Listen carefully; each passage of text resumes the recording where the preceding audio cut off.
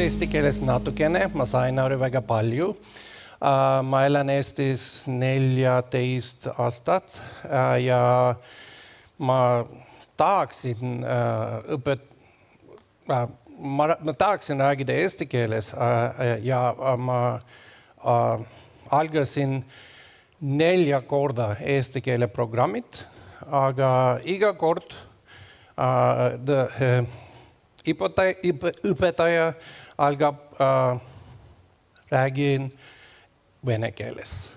Ma kirjutasin Siseministeeriumile ja integratsioonile iga kord. Integratsioon ütleb ja järgmine kord õpetaja ei räägi vene keeles ja iga kord sama story. So, unfortunately, that's why today I'm going to be speaking in English. And I apologize for that. After 14 years in Estonia, I feel a little bit ashamed that I'm still not fluent in Estonian. But my daughter and my son are, so I'm happy about that, and I'm proud of that. So let's start. My mother used to take me to movies when I was 3.5 years old. I remember those days very clearly because of the movie selection that was available those days in Turkey, where I'm from. And I remember going to even to adult movies, like, I don't know if some of you are as old as me, I'm 47. The Matahari movie, for example, I remember very clearly seeing naked people on the screen while I was this small. But my mother was successful fighting the duty managers, and as you know, Turkey, all the rules are bendable, so yeah, it was okay. And that's where my interest and love to cinema is coming from. And that's why I wanted to always work in a cinema, do something related to cinema. And Cinamon actually was the chance to do that. It went quite okay for some years, and last year, it will be exactly 1 year in 2 days. We have experienced a cyber attack that I would like to point out here, and how we ended up there, and what did we do, who did we cooperate with, and so on and so on. If it's boring, don't listen to it, but I believe that it's interesting because of the fact that we are all digitalized nation here, and this is one of the reasons actually I moved to Estonia in the beginning. For all of us, it's necessary to know what in real life happens when this kind of things are happening. You may be reading in the news what's happening. Oh, some cyber attack, some website is down. Swedbank payment services are not available for the next 30 minutes. But this is reality, what we have gone through. Like I said, I love movies, thanks to my mother. And well, this, what you see, is my home setup, basically. And I have a nice Plex server full of movies. And I bought a Chinese Android unit. Who wouldn't, right? To the car, installed myself. There's a Plex installed in it. If you don't know what Plex is, it's a movie server that you can serve your own movies to your own devices. And of course, we want to watch movies in the car as well. Don't tell the police. And also on the phone when we travel somewhere. So the port 32400 is open to internet, right? Like you always do. I already see the criticizing eyes. And and that Plex is served from a network-attached server. And you all know what it means, so I'm not going to explain it. And that server is also well protected, right? Because you have a 12-character or more password on that server. And sometimes you check that NAS server, which is also open to internet, by the way, through the SMB protocol. Now I see more criticizing eyes. But your password is good, so it cannot be attacked so easily, right? Yeah, like password is enough for everything. So, yeah. And you sometimes check the network-attached storage logs. You see that, oh, there's an attack from Africa, there's a brute force trial from Ukraine, there's something coming from Russia, and they're all unsuccessful to enter to your NAS, so you are like proud, oh, I made it nicely. You have a firewall, obviously, like you always do, and that's the home office, right? That's fine. And you may think the attack came from here, somewhere, right? Because it should be. There's so many criticizable points. No. Now, since COVID, I don't work from home because I don't believe in home office. But once in a while, you have to do your 16-hour day and you have to continue working at home. So what do? You connect your nice home office to the headquarters of the cinema. Why not, right? It's a secure IP tunnel, fine, and everything is good. So you can, without connecting to a VPN, relying on another VPN server, without any additional hardware, you can just continue your work as if you are in the cinema premises or in the office. So in the headquarters, we have also servers, user workstations, and network-attached storages, like we always do, because we need to back up stuff. So then, those headquarters are also connected, along with my home office, to the branches of the Cinamon. In this case, first one branch. Unfortunately, it doesn't exist anymore. But soon we are opening Cosmos, so assume this is Cosmos Cinema after June 10th or so. So yeah, in each cinema, you also have the network-attached storage in the local network. They are not exposed to internet, so don't criticize that part. They are not. They are local. So every night, some VM software is backing up to those network-attached storages. And finally, because of the sales software you are using, all the cinemas and head office has to be interconnected because the sales software requires it. You have head office modules, you have back office modules in the cinemas, and so on and so on. So as you see, perfect picture, right? Very nice. You have backup storages locally. You have a headquarters, which also takes the backups to the headquarters as a one additional copy. And you have your dear home office, where you also back up your work stuff. And one thing you do additionally, again, I will see probably criticizing eyes, is that some computers in the head office you leave on in the night. Why? Because you want to back them up, and backing up is a hardware stressing procedure, so you don't want to do it during the day and let the CFO come to your room and every time say like, hey, my computer is so slow again. So that's fine.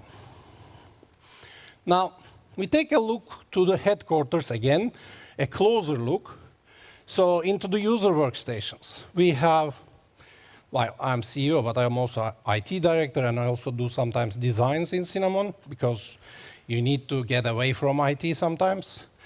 So I have my computer, which has access to everything, because why not, you know? Control freak CEO has to have access to everything. IT departments know that very well. So, and then we have a user, in this case our marketing manager, a Gen Z, which I'm proud of, because, you know, now we are dinosaurs, so we need Gen Z marketing, and then later maybe Gen Alpha. So the setup looks fine, right?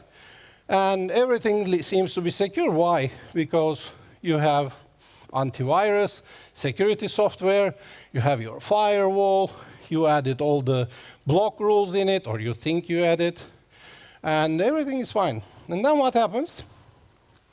Well, your Gen Z also likes to watch movies, right? But they like to watch movies in their lunch break. And what do? Of course, they don't go and buy a DVD, which doesn't exist anymore, and or just watch from Netflix, because it's a boring stuff. They want to watch the nice stuff. And where's the nice stuff? In some weird video streaming website. By the way, these all images, thanks to ChatGPT, the only time I used AI, and now I see there's a letter missing, sorry for that. And yeah, she watches during the lunch breaks in her work computer, in the second monitor, these video streams, basically the series or movies or something. That's also fine, right? Why? It's a lunch break, so they can.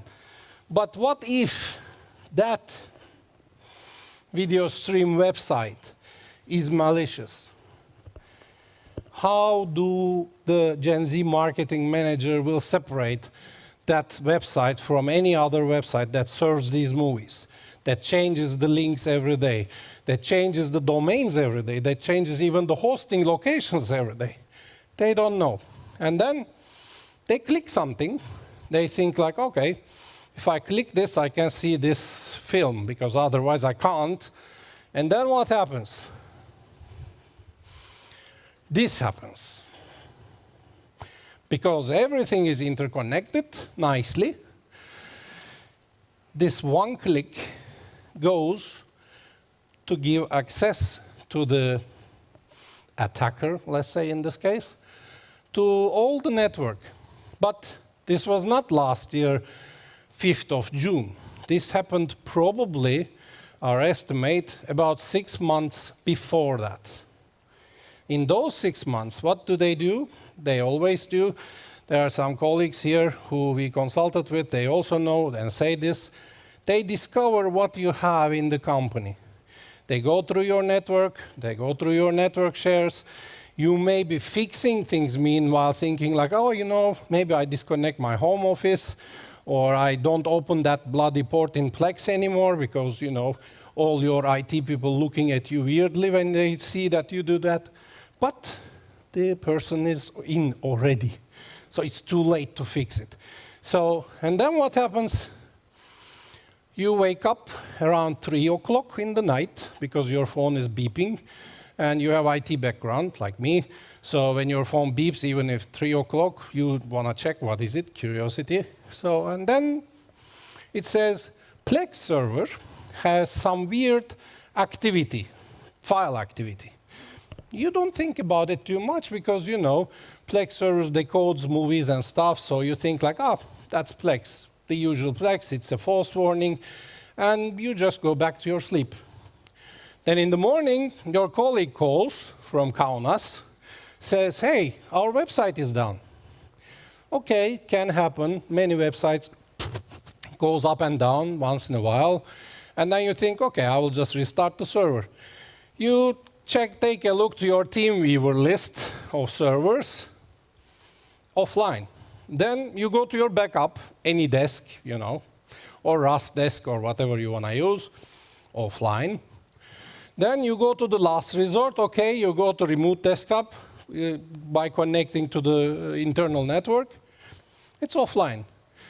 Well, this is what happened in Cinamon on the night of 5th of June last year, connecting to the 6th of June, where hackers just went in, left one executable on the root drive in each location, or each server of each location, executed it, and exited. That's all. Nothing else. By the time you notice it, everything is already encrypted, and you have a nice link in a text file which redirects you to an onion link in the dark web.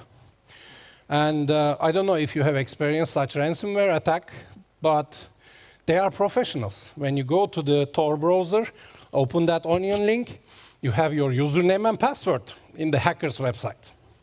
You log in, they let you wait 10 minutes, and because they have many representatives. Come on, you know, this is a nice hacking service. So, and then somebody comes with perfect English, like I don't have such English, perfect English, and starts chatting with you and says, we want $150,000. Well, you're from Turkey, you start negotiating, it's in your blood, right? I'm saying, okay, can we start from 20,000 or something? And then you send like this ARI register link to your company so that they understand your size of the company. So maybe they have a little bit of, you know, playroom understanding. They wait 20 minutes. They return back saying, all right, we can agree for $100,000. And then you say, well, no. Then I should rebuild my things. And then you start rebuilding. And then what happens? You do this, same configuration, but you add things like IP blocking, DNS filtering. So why didn't you do that before? Because I didn't know that before. Also, I have IT background, but that doesn't mean that I'm the IT guru like Peter Marvet, maybe you know him. So, although I work with him, but yeah, so.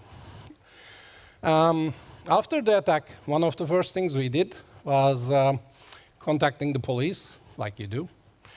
And RIA representatives contacted us back. We had an email exchange, couple of emails. And one thing afterwards, after 10 days or so after the attack, what RIA representatives did was to send us an email with suggestions. At that point I thought, and now today I also thought, why don't RIA make this as a standard thing? In Estonia, you can establish a company in 30 minutes, which I did in 2012 when I arrived. So why don't you automate this system that every company is digital these days, right? Everybody has to have a website. So just send those suggestions in the very beginning, like as one email. And once in a while, like the blue hat guys that we cooperated with told us, remind them, like, did you do this? Are you aware that there are these kind of risks? Maybe you can take another look to fix something that you forgot. And this is one of the things, in my opinion, that can be done. The other thing is, in my opinion, to the internet providers, whenever somebody wants to connect to internet, get an internet package, they can just send similar suggestions to the person or to the company. Hey, there are these kind of risks. Not just we are offering like turvaline internet, but besides that, you can also do this, this, this. For example, I'm meeting sometimes the entrepreneurs in Estonia. Like the other day, I met the Forum Cinemas owner, Christian, and I said like, hey, you know what? I will ask you a couple of things that we have asked when we made this cybersecurity interview with Telia and their partner company, Blue Hat. Do you have these services on in your computer, I asked. And he said, what are services? Okay. So, and then I showed him, and all those services that are actually marked as risky to have on was on. And I said, hey, you should disable them. And then I thought, this person doesn't know about it, and Christian is probably in 30 years in commerce in Estonia. So why don't we make these kind of reminders to all of these people, not just important ones, but everybody who will access the internet? And then I thought further. So when I went to the cinemas with my child started having phone this year. She's starting school next year. I mean, this year, in September. I thought, okay, you know, I connect her to the Wi-Fi. Well, which Wi-Fi I connected? Now, Kritika is coming back. Of course, the office Wi-Fi, not the public one. So then I thought, okay, I connected my child's phone. My child doesn't know nothing about cybersecurity. Okay, I added asset, antivirus, malware, whatever security in her phone too. Now we are paranoid, so 2 of them, not just 1. Slowing down, eating the battery, who cares? But then, last week, my mother came from Turkey and woke me up again with something. She said she is using an iPhone 13, I guess. And then she said, hey, I received today a warning that I have to install some antivirus because there's a virus. And then I said, what? Show me. She's showing me an Instagram picture with a shop link that she received from God knows where. And then when you click, it goes somewhere dangerous because now we have this DNS blocking, right? So it blocks it. So imagine this replicating. So in my opinion, not to have this picture like I had before, after the attack, we need to look at where to begin, not just solving the problem after it happens.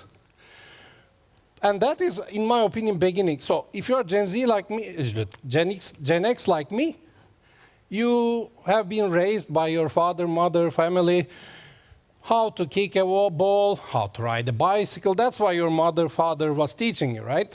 If you are millennial, a little bit more. How to watch Netflix, how to browse the internet. But I think we have to be realistic. Besides all these, now we have to go to the next step. how to browse ChatGPT safely, how to install and maintain security software, how to recognize the illicit websites, and so on and so on. I think this is one of the things we also need to start doing realistically. Because if we don't do that, when these guys, the small ones, become adults, it will be too late for them to adapt.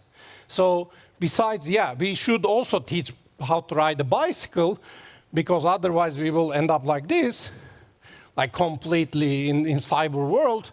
So it should be balanced. Like, we can teach bicycling, we can also teach how to set up a small firewall, we can teach them how to kick the ball, but at the same time we can teach them how to install a security software in their phone, besides Roblox, for example. So I thought 20 minutes would be too long. My time is already finished, so thank you very much.